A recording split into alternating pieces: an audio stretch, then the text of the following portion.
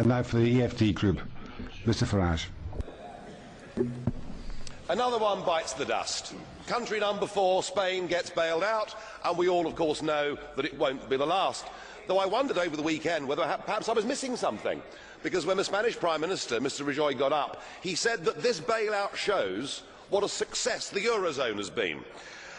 And I thought, well, having listened to him over the previous couple of weeks telling us there wouldn't be a bailout, I've got the feeling after all his twists and turns he's just about the most incompetent leader in the whole of Europe.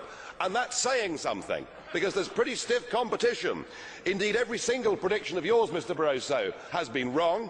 And dear old Herman Van Rompuy, well, he's done a runner, hasn't he? Because the last time he was here, he told us we'd turned the corner, that the euro crisis was over, and he hasn't bothered to come back and see us. You know, I remember being here 10 years ago and hearing the launch of the Lisbon Agenda.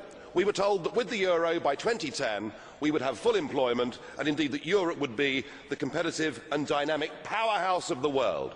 By any objective criteria, the euro has failed, and in fact there is a looming impending disaster.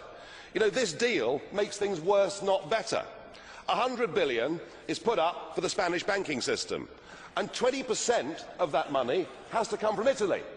And under the deal, the Italians have to lend to the Spanish banks at 3%, but to get that money, they have to borrow on the markets at 7%. It's genius, isn't it?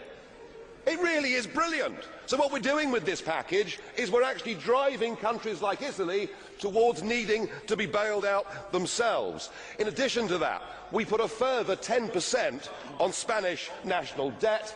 And I tell you, any banking analyst will tell you 100 billion doesn't solve the Spanish problem. It would need to be more like 400 billion. And with Greece teetering on the edge of euro withdrawal, the real elephant in the room is that once Greece leaves, the ECB, the European Central Bank, is bust. It's gone.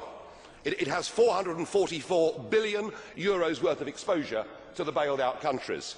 And to rectify that, you'll need to have a cash call from Ireland, Spain, Portugal, Greece and Italy. You couldn't make it up, could you? It is total and utter failure. This ship, the Euro Titanic, has now hit the iceberg, and sadly there simply aren't enough lifeboats. Thank you very much.